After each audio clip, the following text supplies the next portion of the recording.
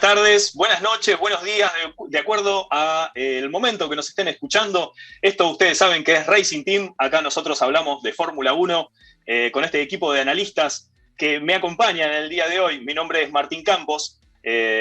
Salgo desde Argentina. Lo que tengo atrás es la fábrica de Ferrari, que es lo que tanto quiero.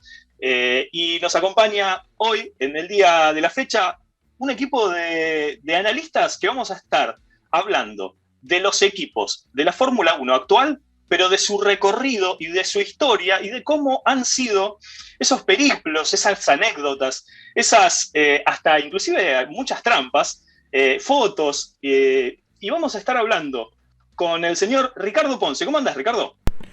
¿Qué pasa, Martín? ¿Cómo estás? Saludos, señor Carmona, al buen Andri. Muchísimas gracias. Y sí, me estimado Martín, como bien ya hemos comentado también en el canal, en los videos, porque mucha gente de repente desconoce que Mercedes, Alpine, todos los equipos pues vienen con un antecesor y aquí estaremos platicando, se va a sorprender de quién era cada equipo, pero bueno, ahí estamos, Martín, muchas gracias. No, un placer. Y vamos a estar, que nos va a acompañar con una lectura, una línea histórica, el señor Andri León. ¿Cómo andás, Andri? ¿Qué tal, Martín? Muchas gracias por la bienvenida y también agradeciendo al señor José Carmona por aceptar la invitación. Sí, hoy vamos a hablar sobre todos esos equipos que muchos nos preguntamos de dónde vienen, cuál es el origen y bueno, justamente con esta miniserie, por así decirlo, vamos a comenzar por Alpine, la actualidad de Alpine. Claro, bueno, muchas gracias, Andri. Vamos, ya tenemos el tema, ya tenemos la línea, vamos a hablar acerca de cómo se originó, por dónde pasó, cómo fue la evolución de este equipo Alpine. Y cuando dijimos, necesitamos tener anécdotas, necesitamos tener historias, necesitamos tener data, rivalidades de piloto, quiénes fueron sus ingenieros, qué sucedía en esa época, cómo te informabas acerca de lo que sucedía, dijimos, tenemos que estar con José el Negro Carmona. José, ¿cómo andás? Hola, ¿qué tal? Para mí es un gusto, un placer compartir con ustedes. Siempre, siempre para mí es un honor hablar de automovilismo y más con gente que sabe. Y bueno, trataré de aportar lo que pueda o lo que me acuerde, pero bueno, para eso estamos. Para mí es un placer, lo vuelvo a repetir. Sí, el Gracias, señor. placer es mutuo. Sabemos que eso que vos decís, lo que me vaya a acordar, la verdad que nos va a alegrar y va a decorar muchísimo y nos va a informar mucho acerca de todas estas trayectorias. Y empezamos con Alpine, Andri, este equipo que es de la actualidad, pero que tiene un recorrido tan largo. ¿Dónde se origina esto, Andri? Sí, claro que sí. Bueno, primeramente tiene un predecesor inicial vendría siendo Toleman, que pasó luego a ser Benetton y luego pasó a ser lo que es la línea Renault como tal, la marca. Pero claro, Renault, recordemos que antes estaba en los años 70 ahí con los motores turbo y bueno, luego fue esos años de donde tuvo un año muy polémico que tuvo ahí grandes cambios que fue a lo que sería Lotus y luego Ah, de esos años pasó a ser Renault nuevamente hasta Alpine, que hoy lo conocemos en la actualidad. bien, o sea, yo acabo de anotar 1, 2, 3, 4, 5, hubo como 6 por lo menos modificaciones. ¿Correcto? Partiendo desde los viejos Renault, y ahí José me acompañará, las teteras, las que se llamaban las teteras, los primeros autos turbo, Renault innovó con algo que, Y que a- veníamos acostumbrados a los aspirados y un día dijeron, yo le voy a poner un turbo a esto. creo que fueron los primeros que dieron la patada inicial a lo que fue la era turbo. Es decir, a ver, hasta ese momento todos los motores que había eran V8, V12. Este, no había otra cosa, y de repente, a mediados de los 70, sale este proyecto de Renault de un motor de 1.5 y con un turbo, que era lo que permitía el reglamento en ese momento. Claro. Y al principio le costó mucho, ¿no? Es decir, costó mucho porque era otra cosa, era un motor complicado, de mucha temperatura, las reacciones del motor turbo eran totalmente diferentes a la de un motor convencional.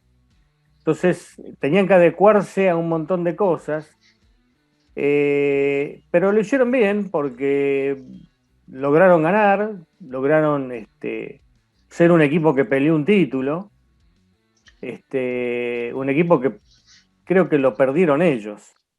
Es más, ¿no? No creo que el famoso título del 82. Ajá. Y después está el otro que lo pelean con, es decir, ellos pelean después con el Brabham BMW de Piquet. Hermoso auto. Ese también otro campeonato muy dudoso, pero muy dudoso. Claro. Mucha gente decía que siempre yo digo, el combustible de ese Brabham podía ser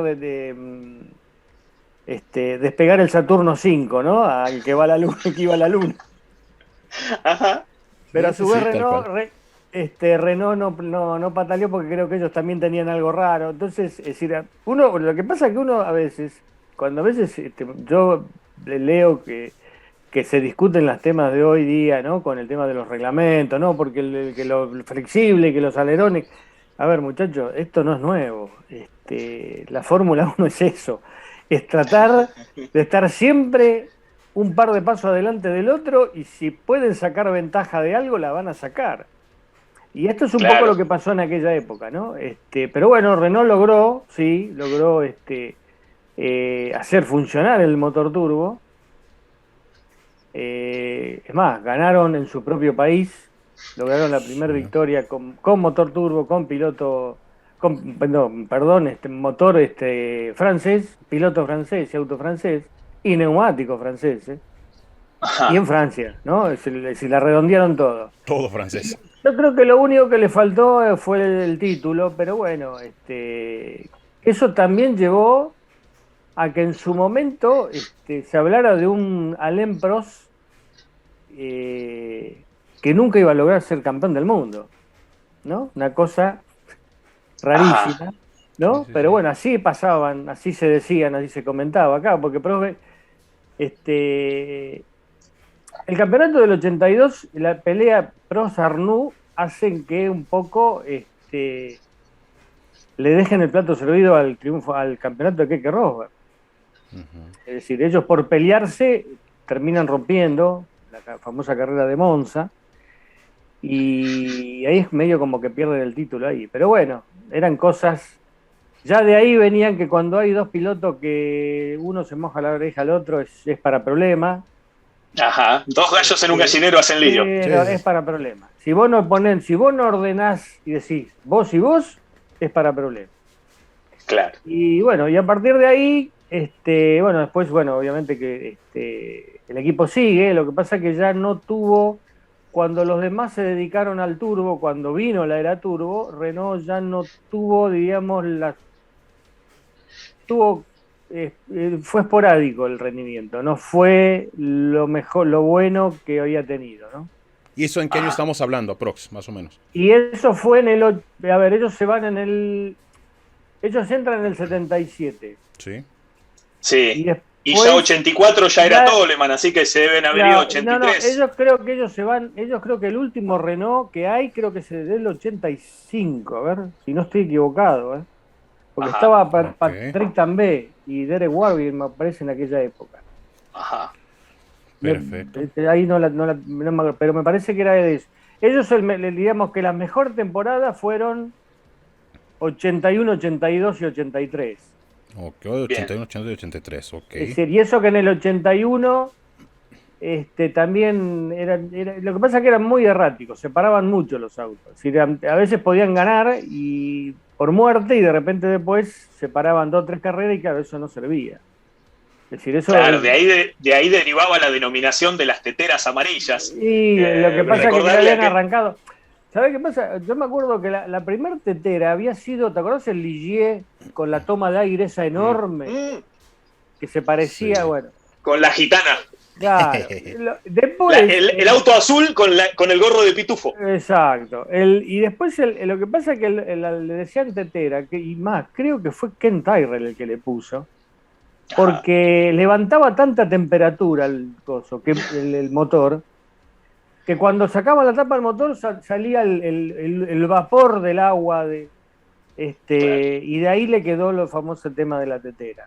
Pero bueno, después con el tiempo obviamente lo hicieron funcionar, porque al principio Sí. tuvieron muchos problemas. Y siempre era el tema de que cómo era la reacción del motor turbo. Había lugares que era prácticamente imposible ganarles, como pasaba en Sudáfrica, ¿no? En lugares donde no había, donde había mucha altura sobre el nivel del mar, ahí los turbos lo demolían a los otros autos, era terrible.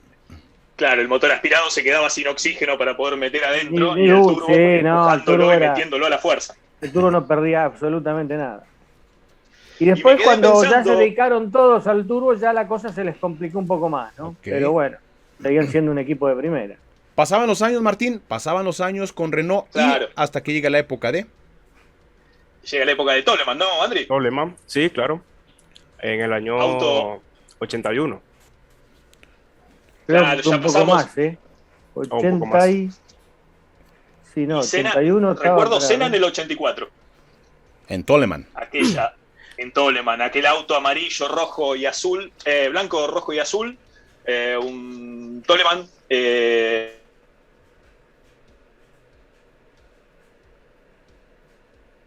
nos quedó congelado Martín. Sí. Se quedó trabado. Pero así, mi estimado... Vale. A ver, yo ahí no lo tengo muy, me parece que es un poquito más acá, pero bueno, no importa. Sí, Toleman toma sigue la línea y lo que pasa es que no era un equipo, se destacó en esa carrera de Montecarlo porque bueno, se largó a llover. Sí, Ayrton Senna, sabíamos lo que era Ayrton Senna en la lluvia. Tal cual. Pero después no era un auto, creo que después, igual de todas maneras creo que logró un par de podios más. Sí, efectivamente. Lo único destacable de ese Toleman fue el Gran Premio de Mónaco y el final de año también tuvo un podio. Ayrton Senna, que tuvo como compañero a Johnny Cecotto, que era un venezolano que venía campeón del motociclismo. Tuvo un accidente, por lo que no pudo continuar en la Fórmula 1 y bueno, duró un poco de años más y ahí pasó a lo que sería Benetton, que fue comprada por la familia Benetton. Correcto. Sí, lo que era una empresa de marcas de ropas. Y Briatore para ese tiempo trabajaba allí con ellos, en la parte de la directiva y todo eso. Y para llevar este proyecto de la Fórmula 1, más adelante ellos lo llaman y ellos empiezan también con varios pilotos allí. Entre los que recuerdo es Alessandro Nannini, que logró ganar su gran premio en Japón. Recordarán ese gran premio de Japón que Senna y Prost se van los dos. Claro. Y Nannini, bueno, aprovecha la oportunidad de que se le dio ese gran premio y le da esa victoria para Benetton. Sí. Bueno, a transcurrir de los años tuvo varios pilotos allí. Lo destacado fue Michael Schumacher, cuando Briatore ve la actuación que tuvo cuando debutó en el 91 con Jordan. Él se lo lleva inmediatamente. Bueno, hubo también buen ojo. Una pelea de escritorio, como le diría Martín, de por medio. Al final sale ganado Briatore para llevarse a Schumacher a su escudería y bueno, ahí comienza como ese ascenso que tuvo Benetton, que fue destacado en el año 94 y 95, donde se llevan los campeonatos. Y bueno, en el 94, como ya sabemos, fue muy polémico por todo lo que se decía de Benetton, que fue un auto que tenía sus cositas de si era ilegal o no era legal. Supuesta control de tracción. Sí. Exactamente. Y bueno, también ese final de campeonato que Schumacher saca o no saca, eso también es una parte polémica, a Damon Hill en el Gran Premio de Adelaida, si no me equivoco fue el último premio de ese año. Fue bastante polémico ese campeonato por todas las cosas que pasaron con Benetton y bueno, ya a partir del 96 Schumacher se va para Ferrari, que Ferrari hace como un copy y paste de todos los ingenieros, los directivos que tenía Benetton en aquel entonces. Como 15 se llevaron para allá. Nada más. Fue una gran cantidad y Benetton se queda con Berger y Alesi, que ellos siguieron carreras regulares que de vez en cuando llegan al podio. La última victoria de Gerhard Berger fue en Gran Premio de Alemania, si no me equivoco fue en el 96-97. Y bueno, esos años fueron una escudería que peleaba más que todo por el podio. Con la llegada de Fisichella él también logró varios podios y fue decayendo cuando Renault se va de la Fórmula 1. O sea, ha sido Que un vaivén de ellos, Renault. Vaivén, vaivén. sí, exactamente. Los motoristas como tal de Renault se van de la Fórmula 1 y ellos van a los motores, si no me equivoco, era Mecacron, En Playlife. realidad, claro, en realidad eran Era motores como motor Renault, reciclado. pero digamos que la preparación digamos, era de otro equipo, no era de Renault exactamente, aunque calculo yo que todo lo que era repuestos y eso seguían teniendo, pero la evolución no la hacía Renault. Sí, exactamente. Ajá. Y bueno, esos años fueron como un descenso para ellos, hasta que Renault, la marca como tal, viene, los compra a partir del 2001, 2002, hace esa transacción que comienza con Trulli y Button para aquel entonces.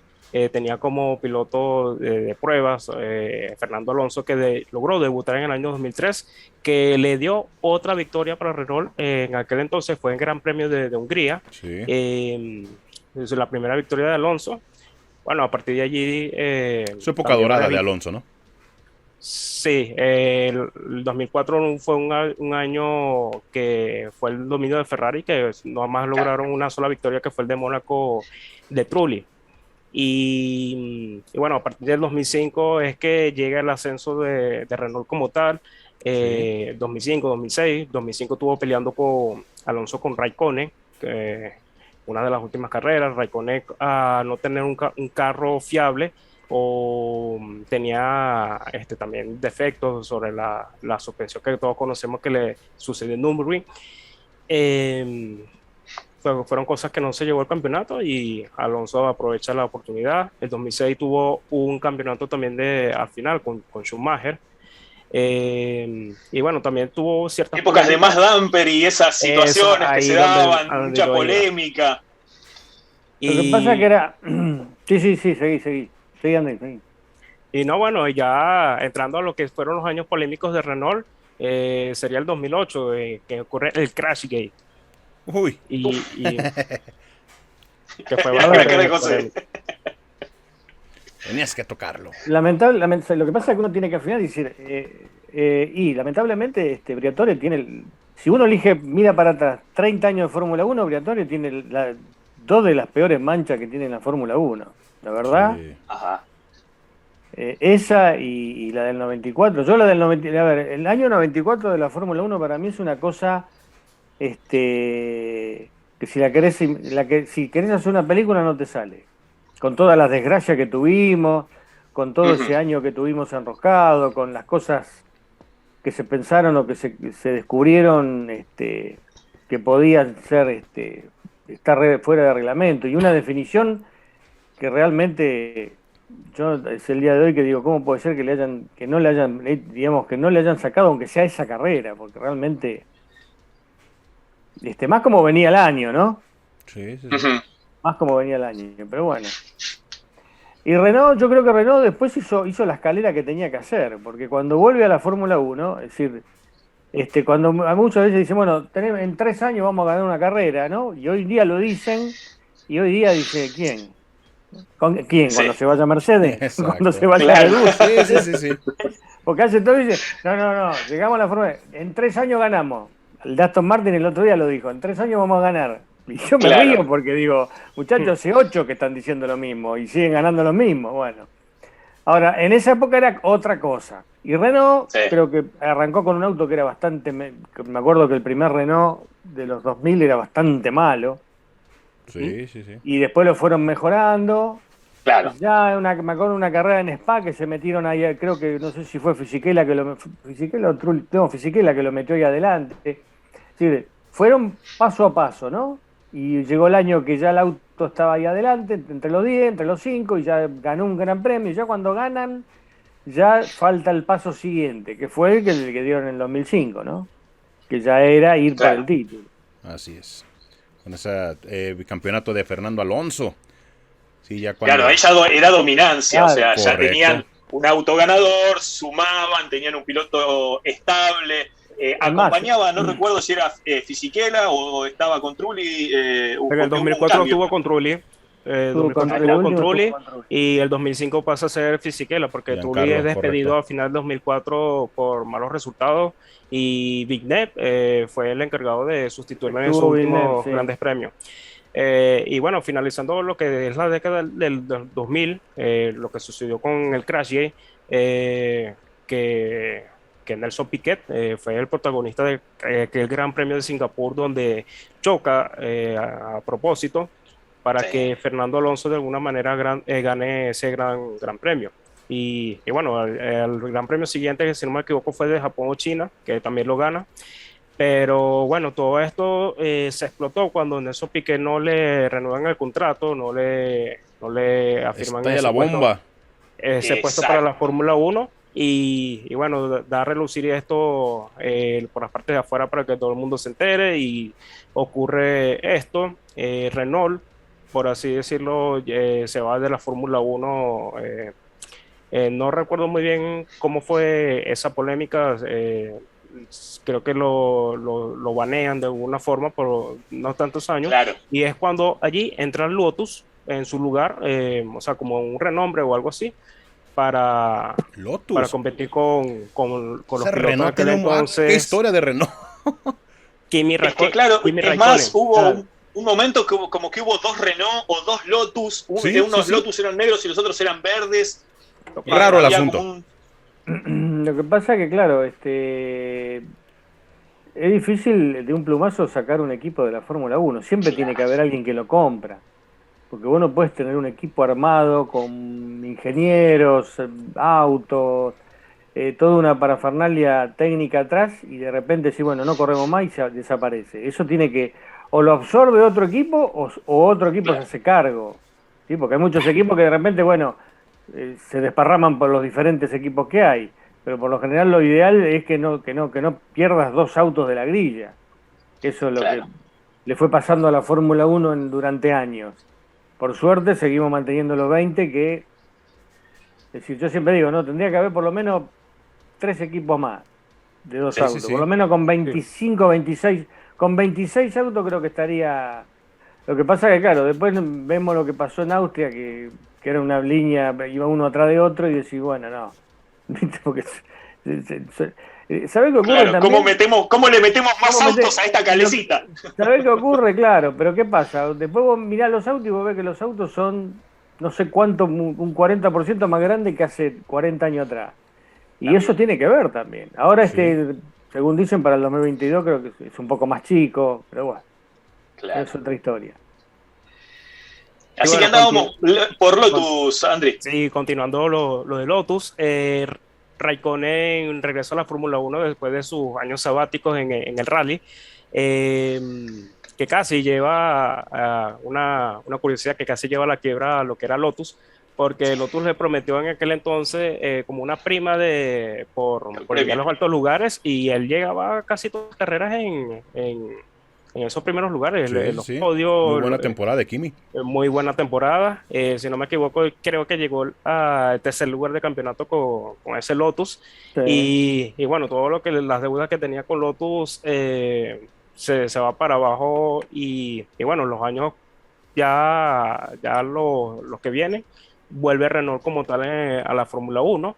Que bueno, su regreso no fue tan bueno porque de alguna manera tenía que empezar escalando, por así decirlo, porque ellos empezaron con Magnussen y Julian Palmer. Y bueno, ahí fue cambiando como varios pilotos como Nico Hülkenberg, Carlos Sainz, Ricciardo, Esteban Ocon, y llegamos a lo que es la actualidad de lo que es Alpine. A lo que es Alpine a este momento, precisamente que ya tiene su primera victoria, ya en el Gran Premio de Hungría. Y pues vaya, Martín, señor Carmona, Andri, es una historia larga de Renault, pasando por diferentes nombres, digo, una escudería histórica de Fórmula 1, ¿no? Vos sabés, para ir cerrando esta dinámica, aquellos que se estén sumando en este momento, estamos hablando acerca de la escudería Alpine y de su trayectoria a través de los tiempos, de aquellos Renault, que fueron las primeras autos turbo, las primeras victorias, aquellos autos amarillos que se llamaron las teteras. Luego pasamos por el Toleman, ¿sí? Aquella vieja historia de Senna en 1984, casi teniendo una victoria que sabemos que esa la tendrían que haber dejado. Inclusive el mismo Prost perdió su campeonato por haber interrumpido esa carrera y perder por medio punto con Lauda. Así que beso para Prost por hacerte el pesado, te salió mal. Luego pasamos a la etapa de Benetton, que no solamente corría Schumacher y Briatore hizo un equipo impresionante, sino que consiguieron 2 campeonatos de pilotos y creo que 1 de constructores.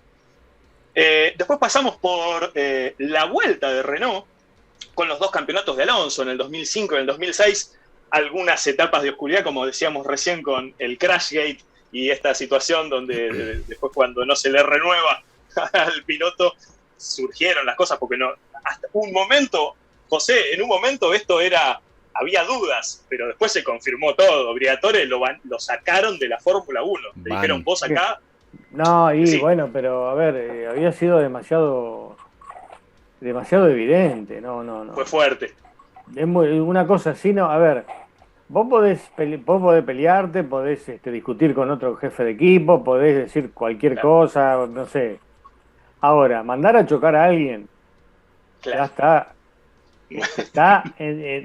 por fuera de cualquier cosa lógica, es decir, porque vos, a ver, le estás diciendo a un pibe, andá y chocate contra la pared. Claro, por radio. Andá y chocate contra la pared. Entonces, viste, después tuvimos, ¿sabés qué pasa? Que lamentablemente ese tipo de cosas tienen un porqué. Si Schumacher en el 94 le tiró el auto encima a Damon Hill, es porque había un antecedente, porque había 2 títulos que se definieron de esa manera. Y eso hace escuela, lamentablemente. Entonces, si después vos viste que más adelante, por ejemplo, la famosa vez que Schumacher estacionó la Ferrari para que el auto, para que Alonso no le baje el tiempo en Mónaco, ¿se acuerdan? Sí, claro. Bueno, entonces, ese tipo de cosas, te pueden mandar a chocar a alguien y es el próximo paso. Claro, ya deja de ser una picardía para ser una porque vos decís, no, a ver, ya está pasando antideportivo. Una cosa que vos me digas, vamos a pelear, a ver, yo te entiendo que yo, por ejemplo, yo soy muy partidario de lo que es el juego de equipo. ¿Sí? Claro. Para eso es un equipo. Yo cuando dicen, no, pero mirá, le dijo que lo deje pasar, sí, así funciona. Lamentablemente, les guste o no, yo sé que no gusta, que deportivamente no gusta y no cierra, pero los grandes equipos de Fórmula 1 han ganado campeonato del mundo funcionando de esa manera. ¿Qué era Schumacher en Ferrari? Era yo y nada más que yo. Punto. ¿Y qué hizo? 5 se comió. ¿Me entendés? Eso funciona. Claro. Después vos fijate lo que le pasó a Mercedes por darle cabida a Rosberg y a Hamilton. Que terminaron chocando. Bueno, eso no sirve. Y en esa época pasó eso. Y lamentablemente lo de Briatore fue, la verdad, me llama poderosamente la atención de que lo hayan dejado volver por lo menos a la Fórmula 1, porque realmente una persona así no tiene que volver nunca más. Listo, fuiste. Ahí está. Y porque a ver, le podía haber salido mal y se podía haber lastimado también. Claro. También. Correcto. Y bueno, Ricardo, así de esta manera llegamos al final de este programa, que es el primer capítulo de una serie o una miniserie, como bien nos decía el señor Andri, donde vamos a estar desarrollando la historia de los equipos de la Fórmula 1 actual, pero desde dónde vienen, con sus anécdotas y con sus implicancias y algunas trampas. Es correcto. Así que despedirlos. Pues sí, no, hombre, pues muchas gracias. Ya observamos, escuchamos de la historia del equipo Renault, desde dónde viene. Quédese porque vamos a estar mostrando estos videos, esta serie que tenemos especial en Racing Team. Y les late si en el siguiente programa platicamos ¿de dónde cree usted que viene Aston Martin? Sale, vale. Ajá. Nos despedimos, nos vemos para la próxima. Señor Carmona, Andri, Martín, gracias. Con esto llegamos a la bandera de cuadros. Esto fue Racing Team.